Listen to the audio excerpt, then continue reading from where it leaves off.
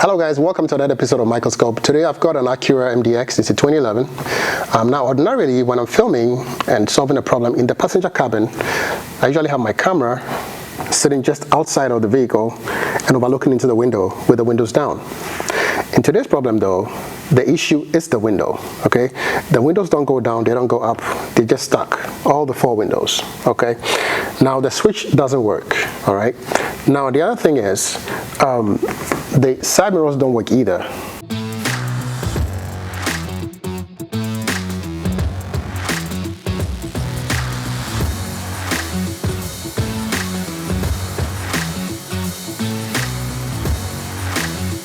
Okay, so we have to get around this in a different way, but that is the issue we have today, and we're going to try to resolve it. I don't know what's going on with it yet, but my plan is to use basic tools such as a test light and a multimeter to resolve the issue, because I feel like a lot of people watching this video are looking for some help, just have basic tools. Just want to quickly see if I could find anything. Now typically, fuses for windows and doors and all that kind of stuff would not be found under the hood. They'll be found inside. So this may be an exercise in futility, but I just want to check. Okay, so there's nothing here. There's nothing here that's going to help us. There's another fuse box there. Let's take a look at that. I doubt there's anything here, but checking, never heard anyone. Over here we've got ignition, relays,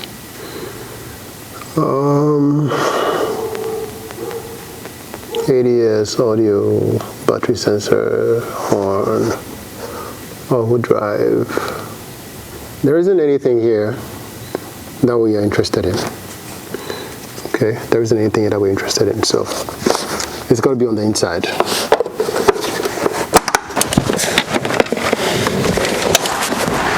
Now the other fuse box is here. You guys can see the other fuse box is right here, but there is no cover. So this is no good. It's not useful to us at all. Okay, so we need to find the wiring diagram and look at what is powering these windows and the side mirror, and then we can start from there. This is a schematic of the system we're looking to diagnose today. There are three modules. The first one is the driver MPCS, and MPCS is a multiplexing control system. So this is a module. So this is the driver MPCS module, basically, and this is the passenger MPCS module. And then there's the gateway module, which Honda also calls the MICU, which is the multiplexing integrated control unit. So all these modules communicate through multiplexing, which is why multiplexing is found in all the names of the modules. Now, what is multiplexing? You see how there are different modules on here. All these modules must send information, they must send signals, they must receive information, they must process signals. Multiplexing allows all these modules to use one wire to communicate. In other words, there are different types of information that these modules are going to be sending, and all these different types of information are going to be sent on the same wire. So that is basically what multiplexing is. You can think of multiplexing as a subset of networking. Otherwise, you know, all the different modules will have to have different wires run to each of them, and that's a lot of wiring. So let's talk about what an example of multiplexing will look like in this case. So let's take a case where you wanted to control the passenger side, front passenger side window. You wanted to send that window down using the driver side switch, the master switch on the driver's side. So you would press the switch down. You wanted the window to go down, so you press the switch down. The switch will send a signal, okay, through multiplexing to the driver MPCS, the module, and the module would in turn send a signal to the passenger side MPCS, and the passenger side MPCS would directly control the motor in the passenger side door, okay, for the window. So that's how that would work, okay? So that's an example of how multiplexing would work in such a case. Another example would be, there are certain vehicles that when you put your vehicle in park, the doors unlock, and then when you put your vehicle in drive, the doors go back and lock up. Now that is all happening through multiplexing, because there could be a situation where either the transmission control module or the body control module would tell the driver MPCS, which also controls the locks, the door locks, through multiplexing, the body control module or the transmission control module will tell the driver side MPCS to either lock the doors or unlock the doors, depending on whether the shift lever was in park or drive. Now, in order for multiplexing to occur, there's got to be some kind of network which carries the information back and forth to all the different modules on that network. So over here we've got a BCAN. BCAN is a type of CAN network, but it's a one-wire CAN network. Most CAN networks are 2 wires. Now the BCAN is a one-wire CAN network, so it behaves very similarly to a LIN-bus, which is a 12-volt network protocol. So if you had a BCAN, you'd have like a 12-volt, and then it will be paused on and off, like so. The weights will be different, of course. Now, if you have a network like this, the different modules would decipher the information and would take action based on the different information they get. Now, the frequencies of the on and off pulses will determine what kind of message they get and what the meaning of the message is. And the computers are equipped to be able to decipher the messages and take action, be it activate a solenoid or maybe turn on a motor or something, different things. But that is how basically the information is sent on such a system. All right, guys, so now that we talked about how this system generally works, this is a good time to talk about how the system, the different modules are, powered and grounded. Now, the passenger side and the master side actually have fuse 26 and 27 respectively, which are 30 amp fuses, but they are hot at all times, as you can see there. They probably have one fuse powering both of them. And then the passenger side is grounded on the right-hand side of the dash, and then the driver's side is grounded on the left-hand side of the kick panel. Also, there's fuse 21, which is only powered when you have ignition on or the vehicle is in start mode. So that's also going to the driver's side MPCS, and then there is the other one, fuse 7, which is also a 10 amp fuse, that's also going to the driver's side MPCS unit as well. So what we need to do now is to check all our powers and grounds, okay? So that's what we're going to go to the car and do next. Now, starting with the powers, we're going to check to make sure all the powers are getting to the fuses, at least as a start. And then once we check all the fuses and they have powers coming to them, we can decide what to do next. All right, guys, so before we start testing any fuses, we've got to make sure our test light is good.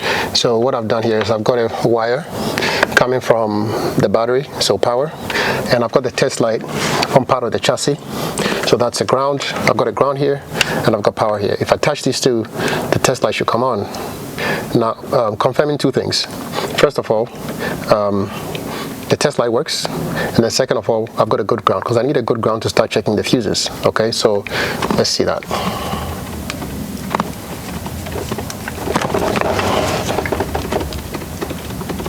See the light over there? So the light is on.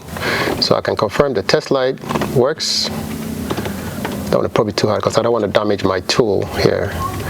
But the light is on, test light works, and the ground is good. So let's get started. All right, so you want to check fuse 26 and 27 first. Fuse 26, here, fuse 26. Test light lights right there. Fuse 26 the other side. Test light lights. Okay. Fuse 27. Test light lights. Fuse 27. Lights again.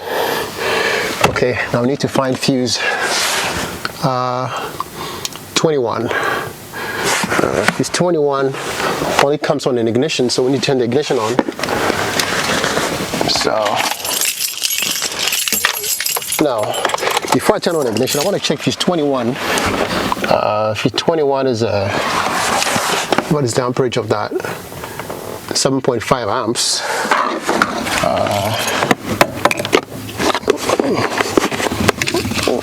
Got to get my ground back. Fuse 21. It's got to be this one. 21. It doesn't come on now, obviously, because there's no ignition. So let's turn the ignition on, and we should get fuse 21 powered up.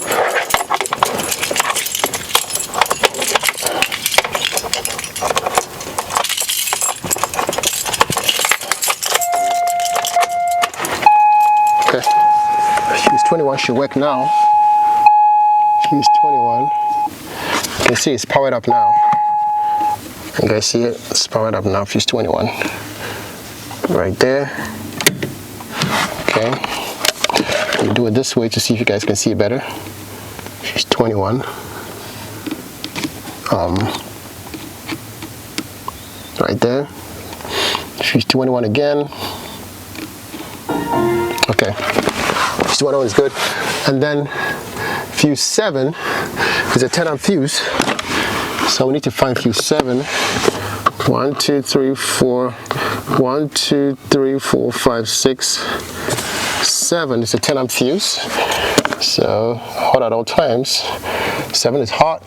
Okay. 7 is good. See that light is on. 7 is good. So all the fuses are good. Okay.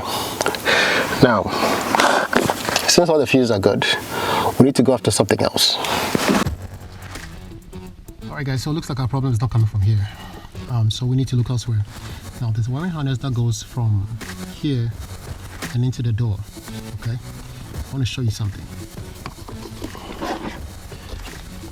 Look at that. I mean, there are multiple broken wires here. I can count 3 right now. Well, let's take this off.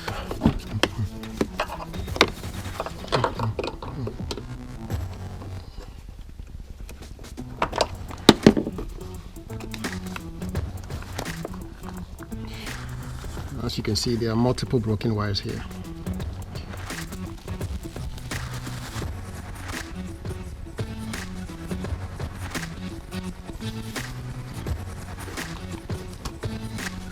Let's see how many I can count. 1, 2, 3, 4, 5. Yeah, 5 wires.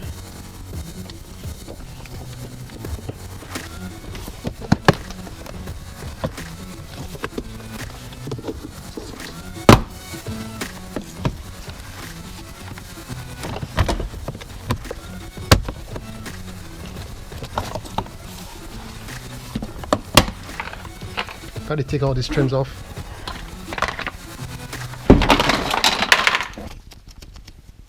There's the harness right here. It needs to be taken off.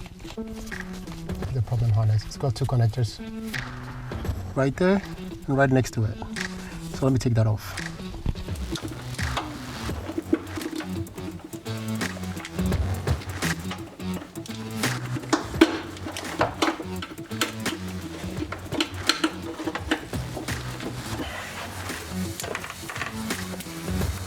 This is what it looks like. Look at all the damage. Multiple broken wires. Count 1.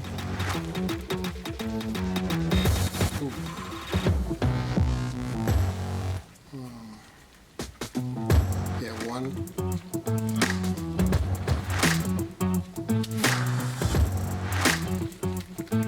2, 3, 4, 5, 6. I picked up a new one, so we're going to try to install that. Okay, well, let's do that.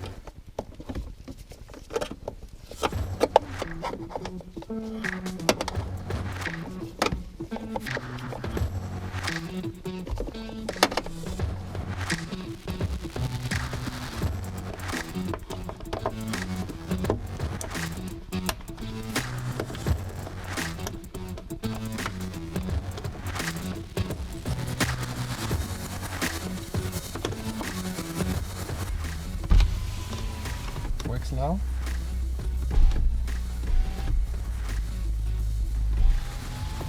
Okay, passenger side.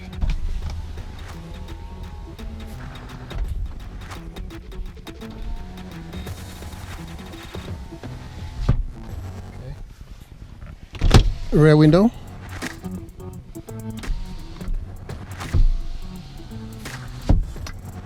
The other side.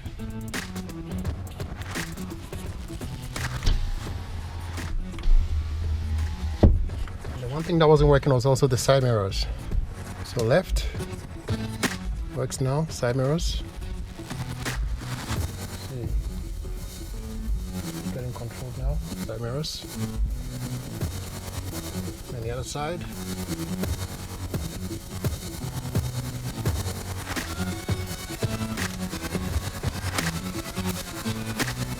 Side mirrors. Works now. Alright guys, so the job is done and the car is going to be put back into service. Thank you guys for joining me. I really appreciate your time. And please don't forget to subscribe, like, share, notifications, all that good stuff. I'll see you guys in the next video. Take care. Alright guys, so I've got 2 wires probed here. After installation, I've just probed 2 wires. I've probed, so on the wiring diagram, there is a UART wire, which is Universal Asynchronous Receiver Transmitter, which is basically means network, which is why we have a network code, is a U code. Okay, that's what the whole networking thing is. It's called the UART. So I've probed that UART wire and I've probed the beacon wire. Now I just want to show you what those look like. So the UART line is a 1-wire network. Okay, it's a 1-wire network, and it's a 12-volt network, and it's being pulsed on and off. So for the master switch to communicate with the master MPCS, they use the UART, network to communicate. But the master needs to communicate with the other modules. It uses the beacon. And interesting enough, the beacon is actually a 5-volt network. It's not a 12-volt network like I thought. It's a 5-volt network, looking at it now. So that's interesting. But it's also being pulsed on and off, just like a LIN bus would be pulsed on and off. So I just want to show you guys. So the top one here is going to be the UART network, and the bottom one here is going to be the beacon. You can see it's just 5 volts. It's not 12 volts like I thought. So that's interesting to know. Let me open it up a little bit so that we can see more of it.